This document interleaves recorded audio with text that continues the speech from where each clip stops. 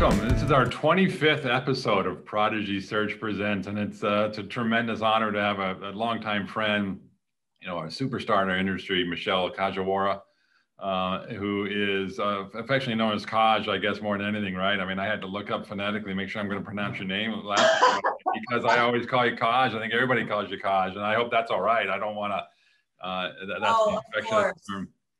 But I think most people butcher the last name so badly that default to Kaj or Kaji is like a welcomed relief that you don't have to. So is it Kajiwara? It is. Right? It's Kajiwara. Kajiwara. All right. I want to make sure I had it right. But Kaji and Kaj and longtime friend, and been 18 years with AEG and Staples Center. And just for those that don't know you, Michele, and I thank you very much for taking the time today to chat with us. But give us a quick little intro to your day-to-day, just a brief little nutshell. And we're going to spend some time on the personal side, because I love your background. But give us a little, for those that aren't familiar with you, a little bit of your background, what you do day-to-day at Staples Center. Sure. So my day-to-day has changed a lot in the last year. But when we weren't in this pandemic, I oversee all of our suites and our premier seats and our lounges and tables. And also we have 12 theater boxes at Microsoft Theater that really encompass our premium seating areas.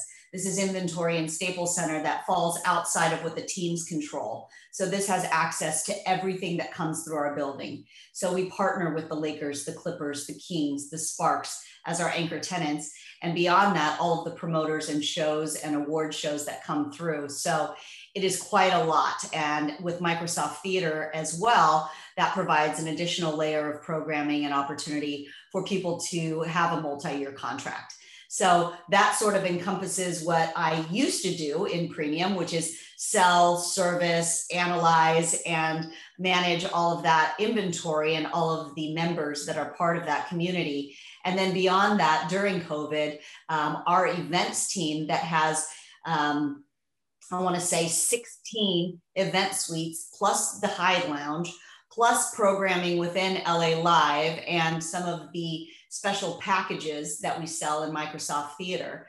That has all fallen under me as well. And so you have this really great sort of robust group now that manages everything that you could possibly sell between LA Live, Microsoft Theater, and Staples. So we're very much a one-stop shop, and it's been a really fun time integrating both groups. We used to be together, and then we kind of splintered and have now come back. So that synergy is really epic. Now, how long ago did that come together? I mean, clearly I wanted to talk about the last 13 months and the challenges there, but did that happen pre-pandemic?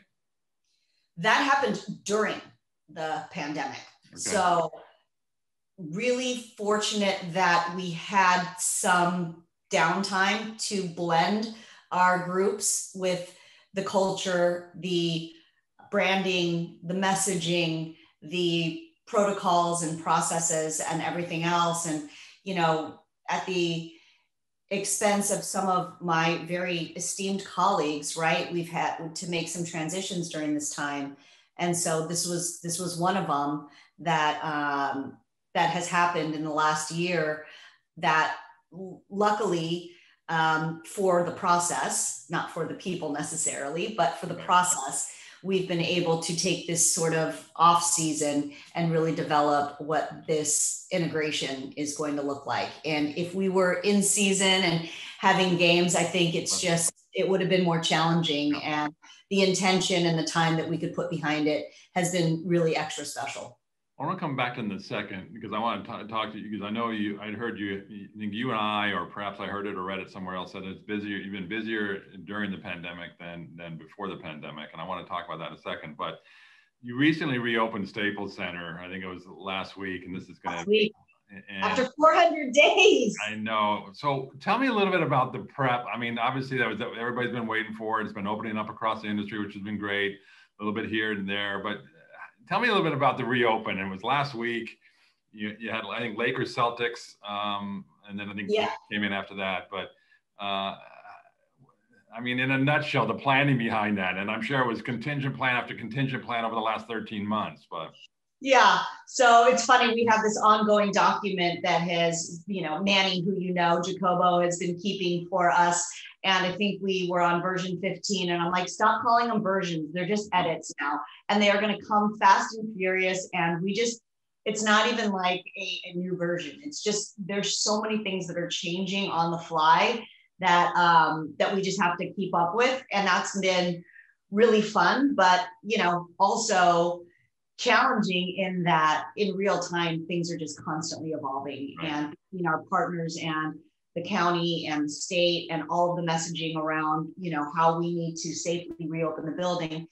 Everybody's just been on their A game, which has been awesome to watch. And for all the planning and all the time that we've had during the pandemic to get ready, it happened really fast. I was actually in Hawaii working from there, and I came back on Sunday, the 11th. On the 13th, we were doing walkthroughs. I mean, they were doing walkthroughs all weekend and training and, making sure that the campus was ready. On Tuesday, my staff did a walkthrough of all the suites and all the areas to make sure that we were actually in sort of, fitness shape to be back in the building and walk around. Okay, yeah, I remember that looks all familiar. Great. And, but they had done such a great job of keeping the building clean and making sure that everything was good to go. So it's been really seamless, actually, because again, the team that Lee Zeidman has in place, the team that's been working nonstop for this moment is beyond ready. And so when I say that, like, there were, everything was a little bit overkill because we didn't know what to expect. So it's like you walk around and everybody's overly ready. We have a ton of staff. We have a ton of infrastructure. We have a ton of solutions. We have everything you could possibly think of for this comeback environment. And it's been just really awesome to watch it come together because it came together quickly.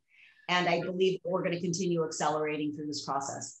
And what, from the clientele side, I know everybody's a little bit different. Was there reticence, those that, had obviously access and who owner of the premiums, were they like, nah, I'm going to wait? Or were there people clamoring to get in and couldn't wait, a year without seeing life?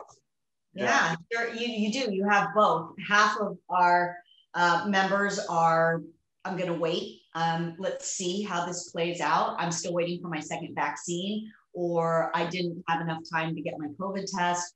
There's a myriad of things that are playing into the experience now that wasn't there before.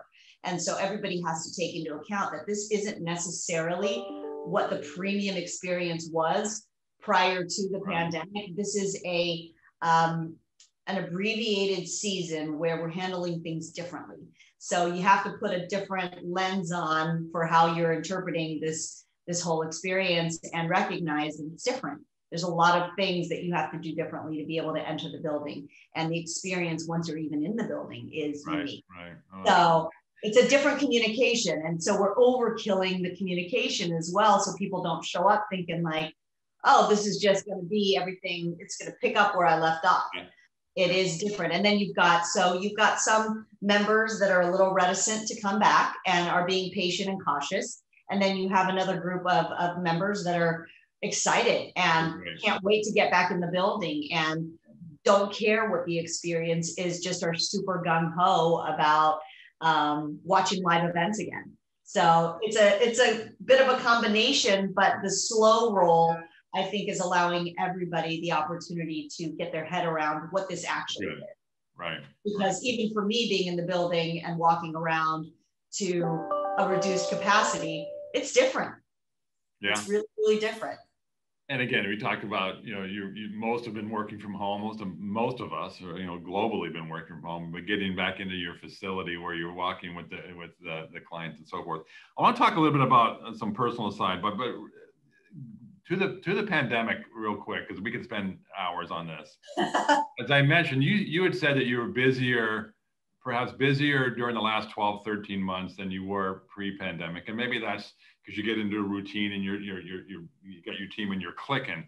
But, touch on that for a moment, Kaji, in terms of, what precipitated the onslaught, if you will, or the busyness or the workload? A lot of things. And in retrospect, it's a credit to my team for just their leveling up ability. And watching that was pretty incredible. When the pandemic first started, there was this immediate thinking of, I'm going to be able to catch up on emails. I'm going to sort through my files. I'm going to get organized. Like, we got time. If I'm not in the office for the next month, call it, I'll be able to really, get caught up. And that never happened. What ended up happening is we started sort of overcompensating for the time that we had on our hands. So we were backfilling with webinars and podcasts and listening series, and us coming together as teams and having a lot of happy hours and overly connecting because we were so disconnected. And so that started to fill in the calendar, and we were finding all kinds of content to learn and use what extra time we had. Then you started getting into reduced hours. Then you started getting into, kind of the mid-pack of the pandemic. And what started happening there was, with the time that we had, we maximized every hour and second of the day. And because we weren't traveling, because there's no LA traffic forgiveness, because there is no, I'm walking over to your building, but I had to get a Starbucks, I got stopped on the plaza, I did whatever. There is none of that. We all recognize that we are in front of a computer all day long. And so now we have scheduled ourselves to the minute. I get this, Microsoft Analytics every week, and it shows me if I'm 1 minute late to a meeting, if I'm doing other emails during a meeting. It shows all my efficiencies. And so it's so glaring now how much you can do because you're expected to just be in a chair at home in front of a laptop. And so now I've found that I'm scheduled, up to the minute every single day, and I've packed all my hours. And some of that was not guilt, but I knew I wasn't working events at night. So it is this mentality shift of how much more can I pack into my day? And so I'm scheduled now from 9 to 6, and then I take a break, have dinner, walk my dogs, do a little bit of life. But then I was coming back to catching up on emails at night. That's where all the surveys and the studies and all the data suggests over the last 13 months in terms of everybody working from home and how'd that change? Well, because you're almost never off. I mean, yes, we're in the business and, we're never off. You're in the entertainment business, you're at events constantly when you're clicking in, but, the whole work from home process mentality over the last 13 months has been that you're waking up at 6 o'clock, 7 o'clock, you're on your computer and you're doing it till 10 o'clock at night with some breaks for the dogs and dinner, right? But so therein lies the conundrum. But anyway, we could go on forever. I want to. There's a lot of things there, right, Scott? Yeah. There's that, and then now it's on the heels at the tail end of the pandemic, we have to unlearn this working from home, and we have to factor back in travel time, member engagement, things that are happening more on the fly because you're back to engaging in real life. And we have to disconnect and sort of unlearn some of these habits. And I feel like that's where there's going to be this really great transition back where, we've learned a lot through the pandemic. We've gotten super, super efficient, but now we've got to really learn how to reconnect in a personal way now that we are kind of coming back to engaging with a live audience. So there's a lot to unpack there, but it's been really fun. And I think part of why we've been more busy is because people are like, why are you busy? There's no events. But planning for all the communication, planning for all the strategies, and doing that like 3 and 4 times over because there are so many directions this thing could have taken that you almost have to plan not just for one reduced capacity, it's 10%, 25%, 50%. The communication across like all of our different members at different times, all of the contract conversations, all of the apprehension and the servicing, and then the unique selling arena that we're in right now. It is a lot of planning and strategy, and 75% of that time that you spend on those things isn't even like happening, right? You're only dealing with this little thin slice of what you've planned for, but you have to do all the work, and that's why it's been a lot. Well, God forbid we see this in the next 100 years, but if we do, Everybody's prepared, right? Yeah, you have plenty of plans to kick in. So let me segue, Michele, because you've got such a fascinating background, and you guys getting to know you over the years, and how much travel's played is just a big, big part of, and continues to play a big part of your life and forming your personality. You just said you were in Hawaii. I'd love to know about that because I know you love to travel. One of the quotes I think I heard that you never thought taking time off was going to hurt me professionally, right? And that, the authentic means of travel and the importance of that. Talk a little bit about how you've worked that in from the days of backpacking through Southeast Asia and South America and just the various different trips you've done and how that's formed you, personally, professionally, and just, been part of your life. Yeah, I've just always really found that travel centers me and makes me better for whatever I'm doing in life. And it's been such an integral part of my journey as a grown-up since I did a semester in Spain. It's sort of been the foundation of everything. And if I can't travel, then I can't really show up for anything else as my best self. And so it's always been this thread. And what I learned from that, looking back now, is how it really prepared me for all of these roles that I've taken on. Because when you're traveling, especially when you're traveling by yourself, you've got to make some critical decisions on the fly.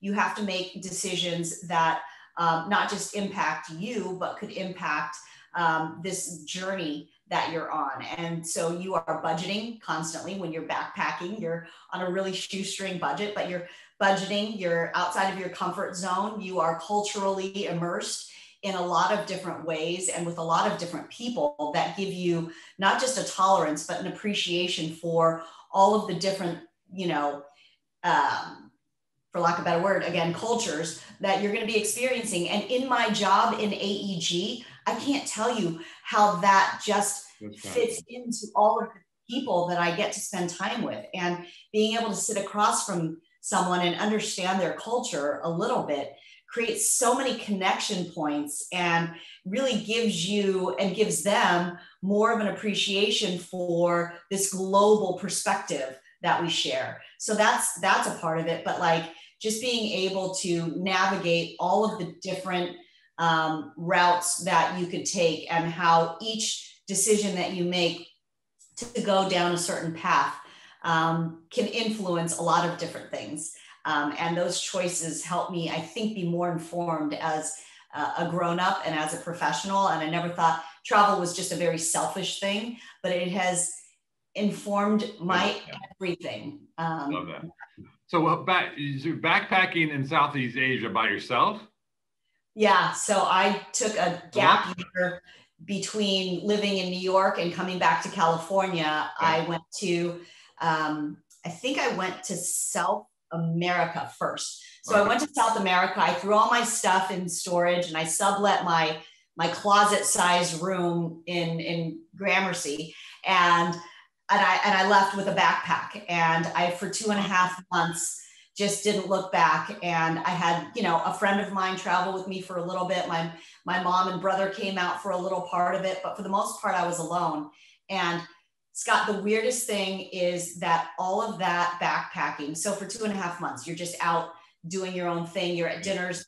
There's no internet. There's no cell phones. There's nothing. I mean, there was internet, but it was really rough. I set up a Hotmail account so I could go to a cyber cafe once a week and check in with family to make sure they knew I was alive. That was it. I had a let's go book, and I just had instincts and intuition and $2,000 to last me for 2.5 months.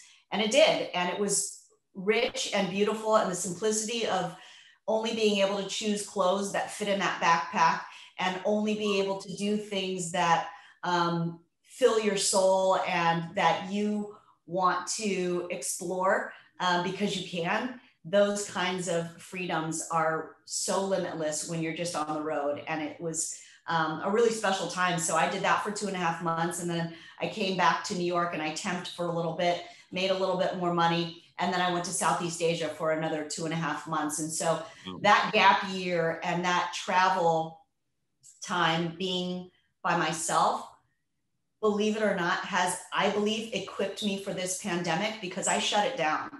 and going from an 18,000 person arena to being in your house by yourself, I was okay. I knew how to— That's fascinating. Love that. Yeah. Self-indulge and self-reflect, and to be alone and to be okay with all of the unknowns, and to have isolation, and to have books and just creative ways of filling time. Different when you're on the road for sure, but it felt very familiar to me. And so the pandemic for me just didn't hit the same way that a lot of people, I think, had to experience, just that isolation and that real feeling of, man, I can't leave and I can't be around people.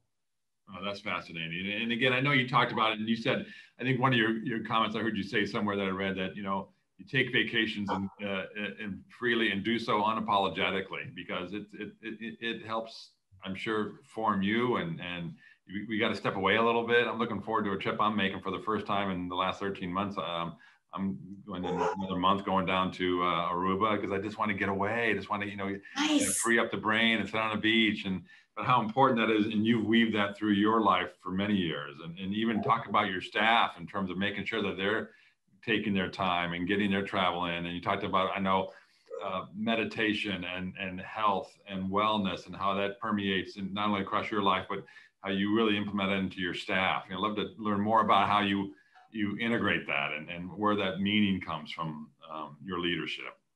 For sure. I mean, it wasn't something that was always there. And I think, just to backstep for a second into what you just said, being unapologetic about travel means you've earned it. And for me now, earning it and feeling like I've left everything out there, you know, on the work front, allows me to take those trips and to do what I need to do to reset and to be selfish. But it's only because I have lived very unselfishly in my professional walk. And it feels better to take that trip when it's earned.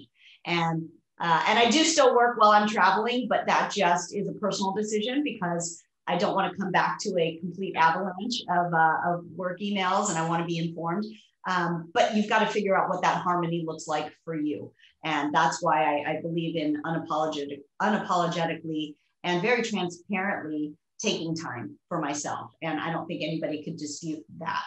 So and it's the staff understanding that you're plugged in when you need to be, or Lee or Todd, in terms of your superiors, in terms of, hey, I'm going to be plugged in, but I'm also unplugging, and the balance between that, right? And and understanding what their expectations are, and that I can still meet that, regardless of where I am. Then I feel like I'm still doing what I need to do to fulfill all the responsibilities that I have in my life.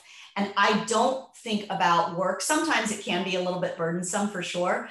But if work becomes a burden, and if work feels like something that is completely interfering in your life, then I think you've got to evaluate how much you actually enjoy what you do. For me, I love my job so much that I don't necessarily always look at it as, oh my God, that's a total interference. Like, I love the engagement. I love all of that. And so I found this way of being able to blend both of them, so I don't feel like I'm missing out on life, because I'm enjoying everything that I'm committed to. And at the minute that I'm not enjoying, then I will be less committed, and then I will be more, I think, doing a disservice to either myself or to my company. And that's a real inflection point that, you know, I think is important as I go through this journey. It's also important to be working within that culture that allows that mindset, right? I mean, there's a lot of places that wouldn't necessarily embrace that to a degree, or say, you're going where, and you're going to, you know, how often you're going to be available or whatever. So, I mean, the culture is important, and where you're at and who you're working for. Yeah. And I think, Scott, that sort of is what is spilling into that wellness conversation that we started is, look, there's a lot of burnout. There's a lot of competition. There's a lot of expectation, and rightfully so. We're in a very competitive market. We work for one of the best companies in the industry. We have recognizable brands globally. So the expectations are high. And so we have to perform at a level that secures and enables us to hold these positions. And it's an honor. And if you don't honor that, but if you also don't honor yourself, you're not bringing your best to this job. If you're not getting the requisite amount of sleep, if you are not taking a wellness day because you're on the verge of burning out, like what good are you to me, to the company, to us, right? Like, again, that is a disservice to all of it. So focus on what you need to do for yourself, focus on figuring out what your purpose is, and then understand how this job overlays into that so that you can bring your passion and your energy and everything that you have to making your mark, not just professionally in this thing, but like personally, making sure that you're filling your own soul with something that's meaningful, right? Michele, is that, I mean, I assume that permeates the company, right? Or, I mean, that's not micro focus into your division of dozens of employees. Is that start at the top and permeate down? Is that something that you've pushed up, or a combination? Whether it's something that's spoken or not, like we have our AEG truths and we have the umbrella of giving the world reason to cheer. I think within all of those things, you know, there is this interpretation of what does that mean to you? What does that mean to the people that you get to touch? And can you really give the world reason to cheer? And if you really live by that, I think that there's a lot of applications from that. And I do look at the leaders in AEG, and I do believe that they're focused on wellness. And I look at the programming and I look at the things that they're offering us. I have a Headspace app. I have a Fitbit. I have meditation options. I've got wellness options. I have counselors and resources available to me because my company believes in making sure that people are at the forefront of how this whole engine is powered. And if you are not taking care of yourself, you can't take care of anybody else. And so I do believe that it is something that permeates our company, but it is everybody's responsibility to understand what that means to you, what that means for our group as somebody who leads our team, and making sure that there's some real application there. I'm not just going to say it. I definitely want to live it. We have a work to live that we're doing right now. We've had all of these rolling programs through COVID and outside of COVID. Work to live is one of them that we've had ongoing for a while. And it is a half hour where two people on our team talk about whatever they want to talk about that fulfills their lives outside of work. Why do we work? We work to live, right? We're not living to work. Yeah. So how are you taking this time during COVID and outside of COVID to fully express who you are? And are you taking the time? And can we, as a department, better understand who our colleagues are by seeing these snapshots into their lives? And can we appreciate them more because we understand that they all have really unique journeys? And it gives people an opportunity to present. It gives people an opportunity to put these PowerPoints together and really speak passionately about what fuels them outside of work. What form do you do that? So you get the group together, is it departmentally, or okay, that John and Susie, you're going to give your presentation today on your working for live? Yeah. So when we were not in the pandemic, it would be on lunch. Whoever wanted to bring their lunch, come into the conference room. Okay. We really, because we're so busy all the time, somebody goes to Iceland. It's like, how was your trip? It was amazing. You didn't hear one thing about Iceland or about that experience, and you're on to the next thing and it's gone. Right. And it's like, no, these things that people are doing and planning and saving for are life-changing. And let's hear about it. And now we have a catalog of all the places our group's gone as a reference guide. If somebody's going to Greece or Thailand or Africa, or just staying in downtown and want to do some really cool things, we've got these work to live sort of references that we can call up and say, hey, so-and-so just went to Italy. You should look at their itinerary. And we're sharing really cool things in life. And so, we can't do a lunch sort of powwow now. So we're doing virtual presentations.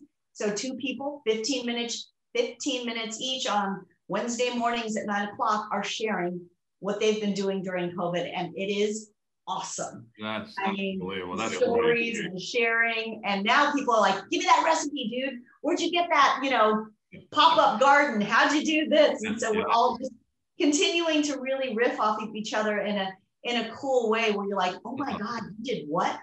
So yeah. Leadership, you talk about leadership, and that's really impressive. I'd love to learn more about that. And we're watching the clock here, but you'd mentioned, I think I read that you talked about your leadership styles like bumper bowling. Mm-hmm. And he said, you won't let anybody go to the gutter. You got to help everybody build strikes. Talk a little bit about the bumper bowling leadership style.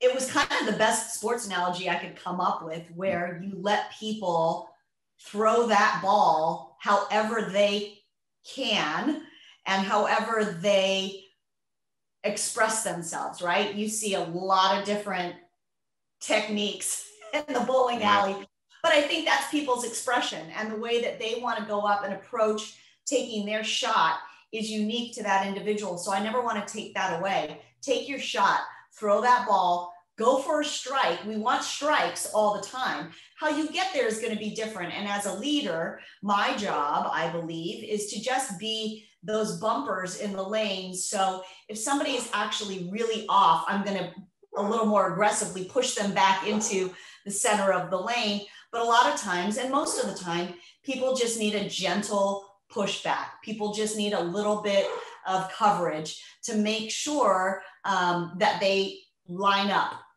for strikes. And I think that's the best way to lead, because you're not taking away from anybody's self-expression or personality or process when they get to, throwing their ball, but it also allows for correction and coaching and optimizing strikes. And I think in that way, that's the best thing that we can do as leaders, is just continue to let people organically do what they need to do. So it isn't something that is you're ruling by fear, or you're over managing or over coaching. So people are now so in their head that they can't even go up to the line, or they're paralyzed before they start, or they're overthinking strategy, or they're just go, guys. And we just don't have time a lot of times to, overthink and, really be paralyzed. We just have to go. And especially when we're in an environment like we are, where it's very dynamic, you don't have time to, have all these other conveniences of setting up. You just have to have instinct and reflex. And that's something that we can train, so that naturally expresses itself when it's go time, right? That all just comes out. Powerful. Well, we could go on, and I wanted to keep this into our time frame, but love to learn more. And Michele, you're a great leader. You extremely successful woman in what tends to, or has tended to be, a male-dominated business. So kudos to you for all that you've succeeded in, and you continue to lead in. But I want to ask you a closing question, going back to travel, because I have passion, and I'm trying to go to a number of different places around the globe. Is there, and you've been so many places, but is there a favorite destination, a favorite place you visited that you say it's a must, everybody's got to go there? What's your favorite spot? My go-to favorite spot right now is a place called Fernando de Noronha, and I'm sure I butchered that, but it is a tiny island in Brazil that is ecologically preserved, and it so much so that they have a max number of people they'll let on the island at any given time. It's like the ultimate nightclub of travel. It's like 2 in, 2 out, and it's just this beautiful preserved island. And I went there for my husband's good friend got married, and the entire wedding party was PADI certified, because the scuba diving there is epic. And so we got certified. We went down and we dove with the entire wedding party, and the bride's grandfather, who's like in his 90s, wow, did it with us.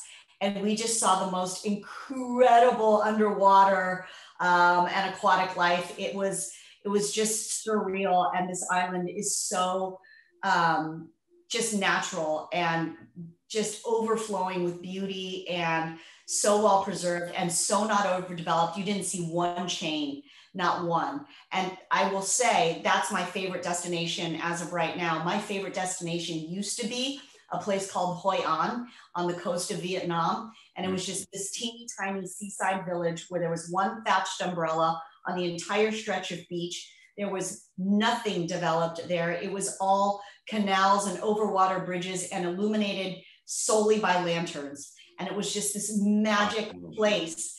And to your point of, I gotta travel, I gotta go, there's so many places I wanna see. There is urgency in going, because now 20 something, 30 years later, I went back to Hoi An and there are golf courses and mega hotels, and it is busloads of tourists, and it is completely trampled and modernized, and it looks nothing like what I experienced. So that's no longer my favorite place, but it is an urgent message that if you want to see something, you need to go as soon as possible, because that landscape is changing. Yeah. And there are so few pockets of the world now where you can go and see something in its most organic and its most preserved and under touristed, pristine self. It's all changing. So Scott, like, don't wait to go, don't wait to see it. It's changing every day. So, and I'll leave it. I read something the other day that said, average person works till they're 65, and the average living age is 78. So it means, you shouldn't wait for 13 years, to do anything you want to do. So the point is, do it now, right? And do it now when you can. It's not that 13-year window that you have between retirement and, God forbid, death. So that's or a pandemic.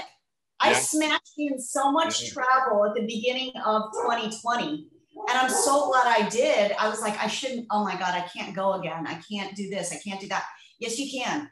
Go. And I regret it not one iota, because now I've been locked down for 1.5 years, and my passports are dusty. I'm okay, but I do feel like I have a life of zero regrets, because I just have taken every opportunity to do and see what I can, because the world is changing, but the world is beautiful.